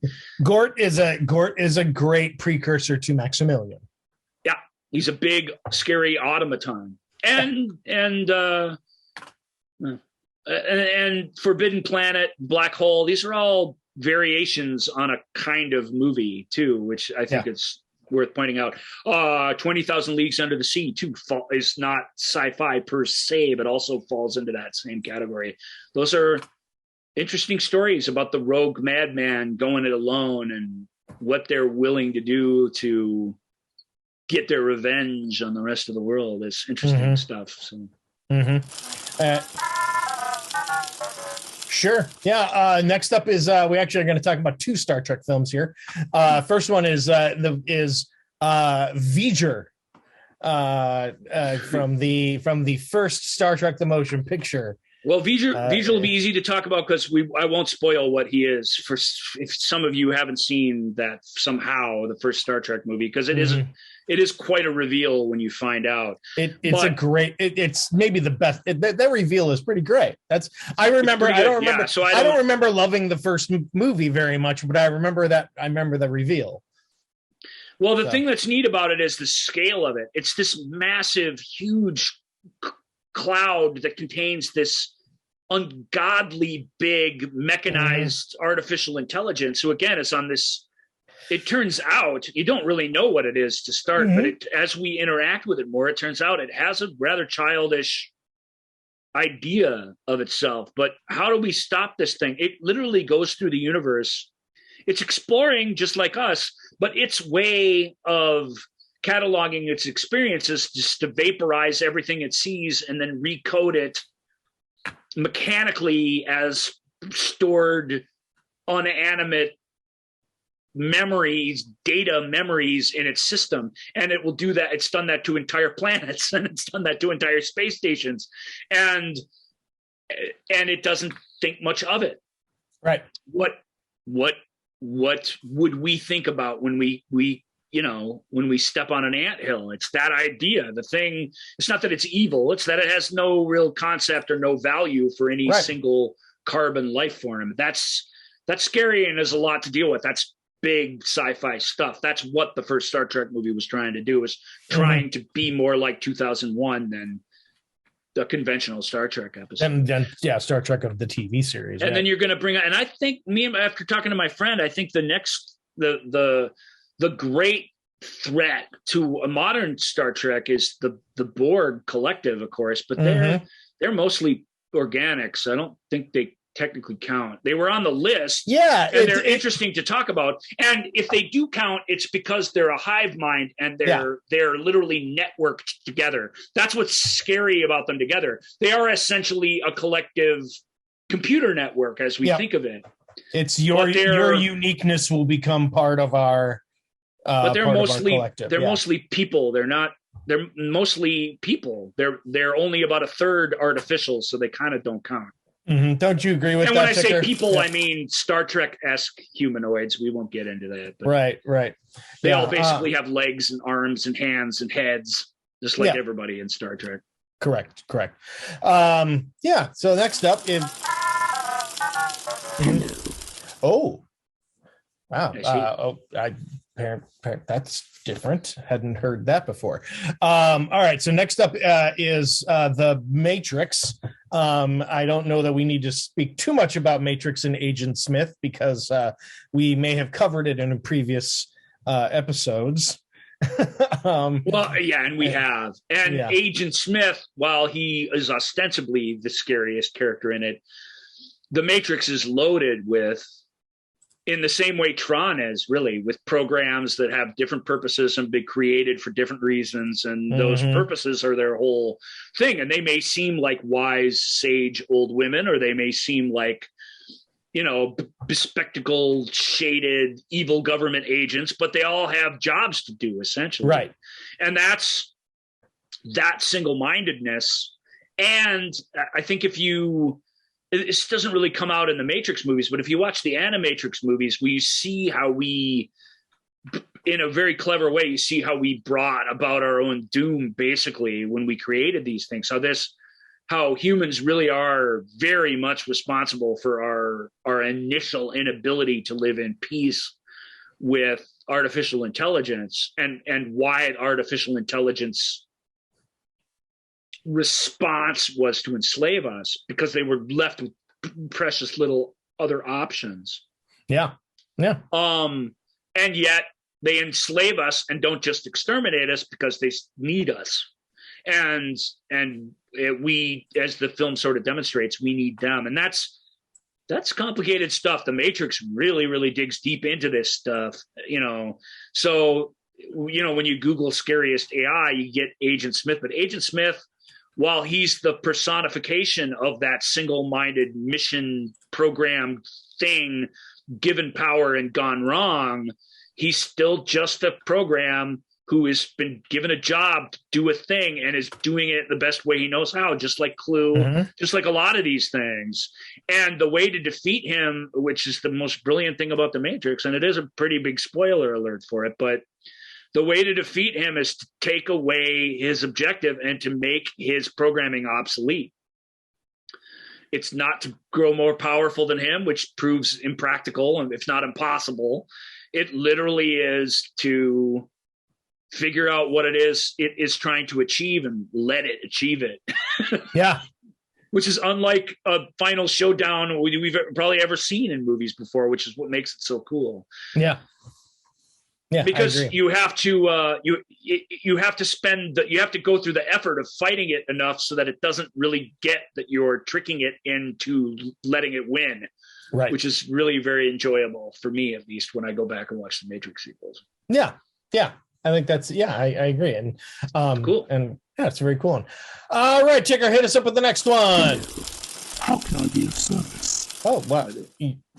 Okay, you can give us the next AI. If there's anything we need to know today, please let me know. Okay. All right. Next up is the Alien franchise. And so all the different aliens that we have, all the different AIs we have in the Alien series, from Ash to Bishop to Call to David. There's lots of different AIs in there. They're all manufactured androids. They're all androids to, I guess, given to us for different effects, I guess, is where I'm going. They serve different story elements, but they all are a threat one way or another to us throughout. Even Bishop. Even Bishop. I mean, he's a red herring, as it turns out, but it wouldn't work if he wasn't a threat to us. Even Call, who is probably the most level-headed and emotionally mature character in her particular film. Mm-hmm. And of course, David is really super awful, as it turns out. He is, but he evolves in completely the wrong way. I mean, maybe you can make a case for David, but I don't know. It leads into what I think are more interesting characters to talk about, which should be the replicants, which are next on our list, right? Ticker? Yes, that is. Yes, according to the ticker, yes. It is also, androids created by us that look, feel human, that do jobs that we don't want to do. In both cases, they're essentially a slave race. They're tools of the worst, the not so great parts of our humanity.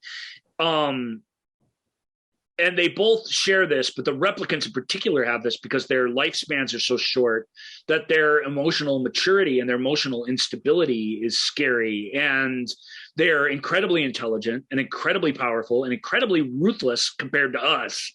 Yeah. But they're also emotionally so childlike. And that's the part. It's not the other stuff. It's not that they're the Sentinels. It's not that they're unstoppable. The part that's scary about them is that they're just like little babies emotionally who are reacting to stuff that we dealt with and got over in sort of kindergarten, that they're not allowed to feel or deal with or develop. And because of that, when we look at them, we're seeing a sort of unstoppable, powerful child. And that's what gives them their humanity, for lack of a better word, when we're watching the films. It's what eventually, it peeks through all these times and is scary, but it eventually makes us sympathize with them and understand them in a way that you don't think the film's going to make you understand them in that way. And it does. Yeah. We'll be talking more about Blade Runner in the coming weeks. We'll really, really get into this idea of artificial intelligence as human slavery and how that horrific nature really is. And Blade Runner does this better than any of them. It's the eyes always staring back at you, the close-up of the eyes with the weird reflections in them. It's all about the eyes in that film, and it's all about reflections because it really is us creating ourselves and then treating ourselves terribly. And the cost, the emotional and spiritual cost of that is profound. And it's a lot to talk about. So, and listener, you're going to want to tune into those episodes, because I think you're going to find out whether Ryan or I, or both of us, are we actually human or are we replicants? That's good. Yeah, that's a good question, but sadly entirely beside the point. But I know. Anyway, all right. So, all right, our final AI that we are going to talk about is, of course, Oh, I see what you're doing there, Ticker. Nice. Yeah, they're doing a little wind down, little almost like Daisy action. It is HAL 9000 from 2001, A Space Odyssey.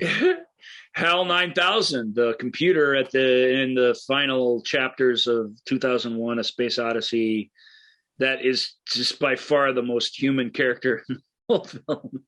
Part of that is because we spend the whole middle actor with William Sylvester, who's almost inhuman in his like late 60s businessman sort of way, that weird scene where they're eating the sandwiches on the shuttle on the moon, and they're all like, well, the way we see it, we're just here to do things the way you want. And he's like, oh, yeah, I appreciate that very much. It's also...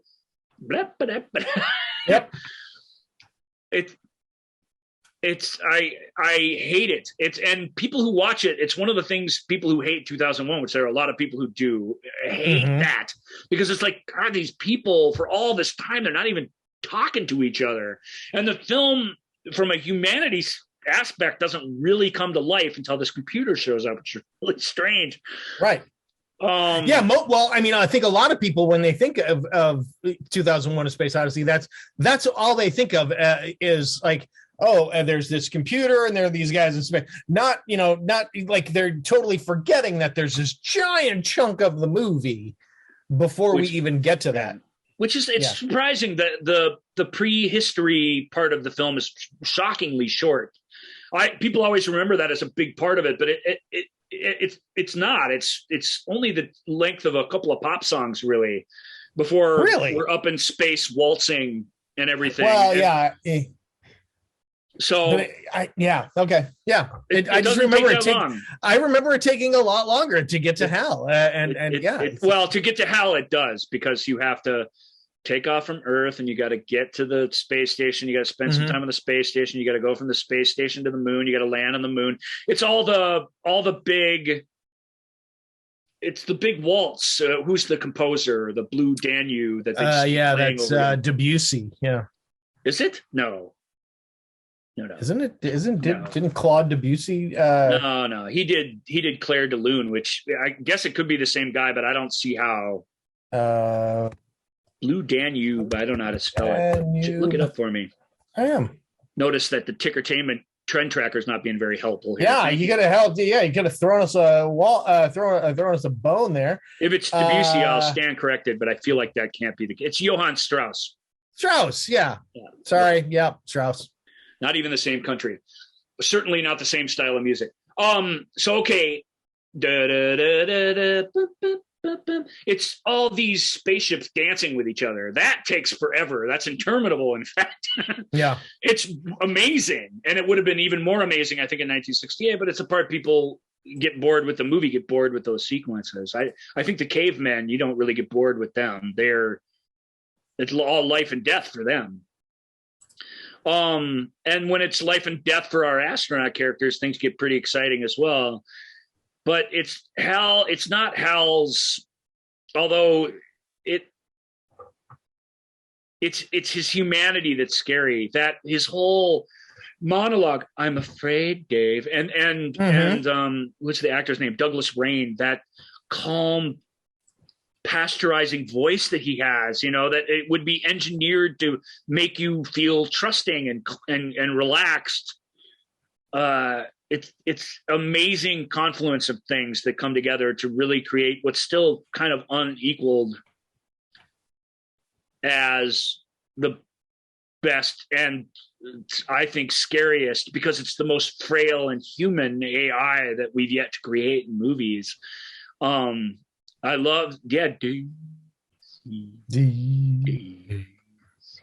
as it's getting shut down and killed, essentially, it reverting back to its first memories and stuff. It's all of it is so horribly human.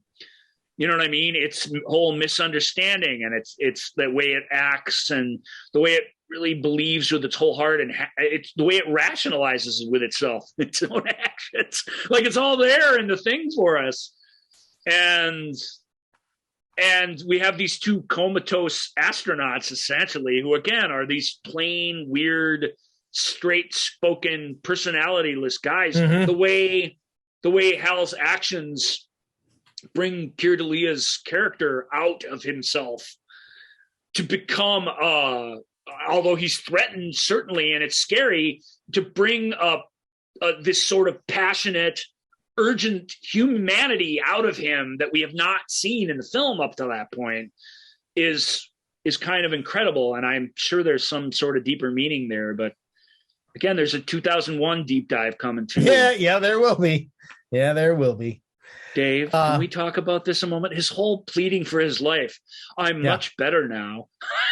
Yeah. I really am feeling much better. I'm sure you're very angry with me. Like just that, it's to the sound of Keir's intense breathing as he's on his single-minded march to kill this thing that's killed others. It's a stunning achievement. I mean, it evokes feelings that I think that the film has not prepared you for at all, in a way. And then, of course, it launches you off into Lava Lamp City, and then you don't even know what planet you're on anymore. But that's correct. But that all too human time we spend with the HAL 9000 is in my opinion, is why that film's still genius. Without that, we would have a very pretentious and preachy tone poem we would have to deal with. There's real humanity in that computer and in David Bowman's reaction to it that I love. Yeah. Agreed. All right. Now, is there some AI in films that you found scary that we did not talk about? And don't you dare write back and say Jinx is scary, because we will have words. But if there is an AI that we did not cover, feel free to reach out to us on the Movie Show with Joel and Ryan page on Facebook. Ask Joel and Ryan on Twitter, Instagram, and TikTok, and the Movie Show with Joel and Ryan page on YouTube, which if you are watching the video version of this, you are already there. Like and subscribe it. All right, everybody. Next week, it's more. Yeah. So as Ryan mentioned, we have some fun things coming up. We have some guests coming up. We're going to do some. I can't tell you exactly what we're doing next week because Ryan and I haven't decided what we're doing next week. We don't have guests next week, do we? I think we did end up having to have them next week. Did we? Either way, whether it's next week or the week after, we're going to be talking, as we promised a few weeks ago. We're going to be talking about World War II mission films with our buddy Brian, who we haven't had on the show for a while, which is really exciting, and our buddy Andrew, who was only on the show once. Yeah, way back at the start of COVID. Dr. Mary. Yeah, one of the first shows that we did. That's right. It's going to be very, very. I mean, it's weird in this day and age to talk about the fun war movies, so it's a little tone deaf in that way, and I apologize for that. But it's a deliberate attempt to talk about those experiences that we had as kids watching these sort of war films play out and how it formed our relationship, mostly with other movies, but also with each other. It's going to be a fun episode, I think. I think so too. Yeah. And might be next week. I'll have to check the schedule, same as Joel. I'm not sure. And again, I can see that our own AI is not being helpful again and it's bailing us out here. What is the point of you, Ticker? If you're going to be sentient, at least join in and help us, please. Clearly, I have some more work to do on the programming side for the Tickertainment. You may have to take it back to one and see if just go all the way back to just regular old Ticker. All right, everybody. We sure do appreciate you coming by and listening to our show this week. And until next week, we'll see you later. Thank you for listening to The Movie Show with Joel and Ryan. Remember, all views and opinions represented in this podcast are personal and belong solely to the speaker and do not represent those people, institutions, or organizations that the speaker may or may not be associated with, unless explicitly stated. None of these views and opinions were intended to malign or deceive. And now, here's the producers, circa 1982, to play us out.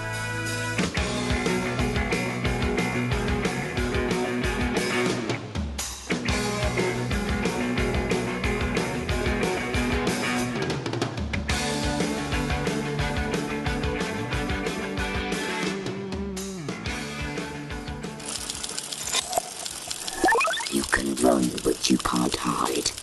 I will find you.